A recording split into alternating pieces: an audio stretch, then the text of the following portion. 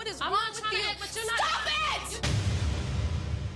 I was rooting for you. We were all rooting for you. How dare you? Learn something from this. When you go to bed at night, you lay there and you take responsibility for yourself. Because nobody's going to take responsibility for you.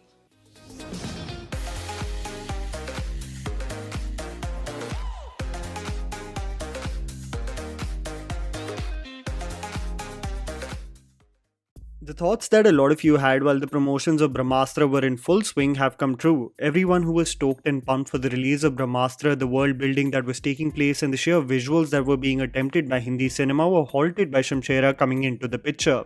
Many of you pointed out in the comments below, is this going to derail the marketing of Brahmastra? Is the short time span between two releases going to hamper the public notion that people have of Ranbir as an actor? Is the 1-month blitzkrieg promotions of Shamshera just a sign of not having 100% faith in the product? As the film released and its reactions were mainly lukewarm, a film in the ballpark figure of a 150 crore budget just experienced a 31 crore weekend, and these are exceptionally low numbers for a movie of this scale. Just to put into context, Bhool Bhulaiya 2 had a 55 crore opening weekend, and even Samrat Prithviraj had a 39 crore weekend. The situation looks extremely grim, and on this channel I tend not to equate the box office numbers to the quality of the film, because there are many cases where good films also don't get the audience's love, but this is a case of the audience not connecting with the film, its storyline and treatment, because there is genuine incoherence and flaws that cannot be ignored. I, through this video, wanted to dissect a few problems that I feel really led to the downfall of the overall quality of the film, and please do chime in the comments below to give your take of why you think the film has so terribly underperformed.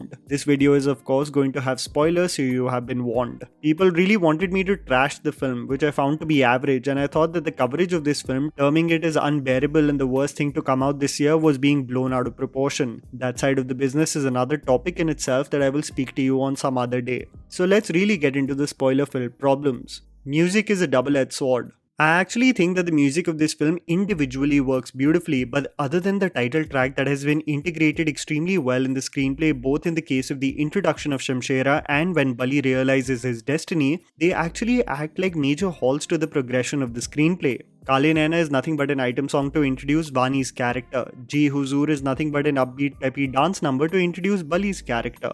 Fitur comes out of nowhere to just give us an insight that both the characters got it on, leading to Sona's pregnancy. Mithun has contributed beautiful songs to this film, but the problem lies in how they are placed into the screenplay, and they inadvertently slow down the film's overall pace, and then in turn affecting the engagement of the audience. Parinda has to be the most melancholic and effective tune, but it's set during the weakest portion of the film, rightly pointed out by the Wright brothers' comment on the channel that the plan was to separate and reunite months later, but many of the members of the gang were in the same area, so they never really separated. An odd choice and clearly contradictory to what was said. The curious case of Vani Kapoor. There can actually be a full case study done on the talent that gets launched by YRF, and their true potential is never really met after their debut. Vani Kapoor proved her acting talent in her debut with Shuddh Desi Romance, and when she ventured out of YRF, she really hit it out of the park with Chandigarh Kare Aashiki. It's safe to state, however, that her ventures with War and Shamshera have been nothing short of inconsequential.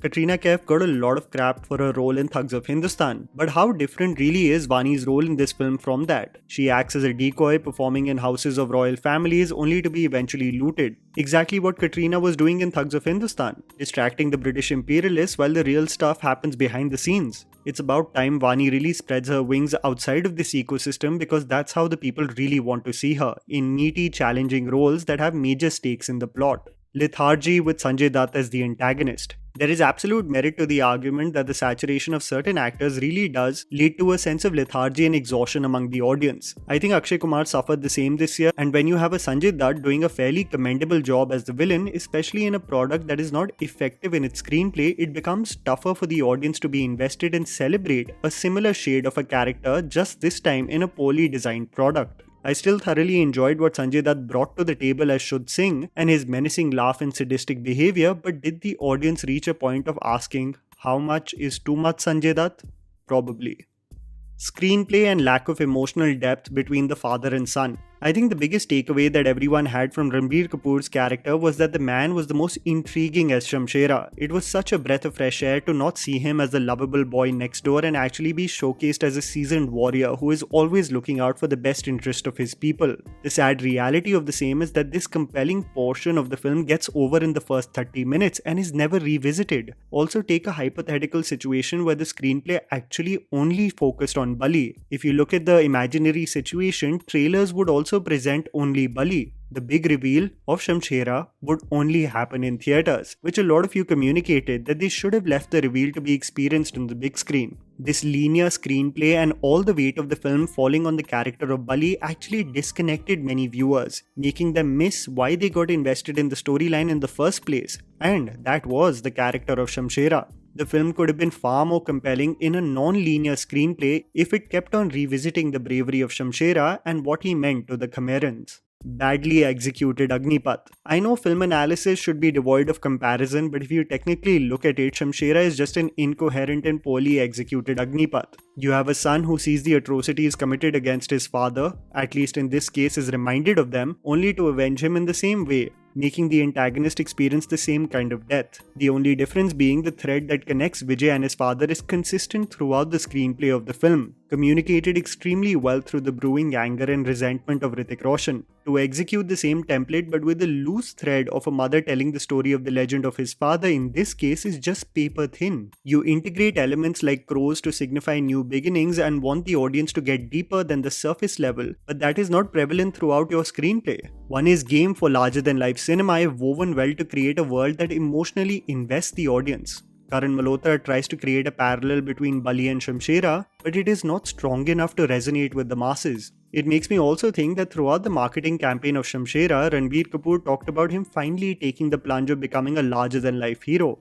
It makes me doubt was the motivation to do the film the script or that it just checked off the box of a mass commercial event. Shamshera really could have been a home run in the same genre but eventually turned out to be an average fare at best. Hopefully not drastically affecting the progression of Brahmastra, which I think comes from a more organic thought process and brainchild of Ayan Mukherjee. And that was the video, guys. Write down in the comments below what you think is the reason for the failure of Shamshera. Please don't forget to follow me on Instagram, the handle's right in front of you. Follow me at JammyPants4. Also, please support us by smashing the like button and subscribing to our channel for weekly content ahead. Thank you for watching.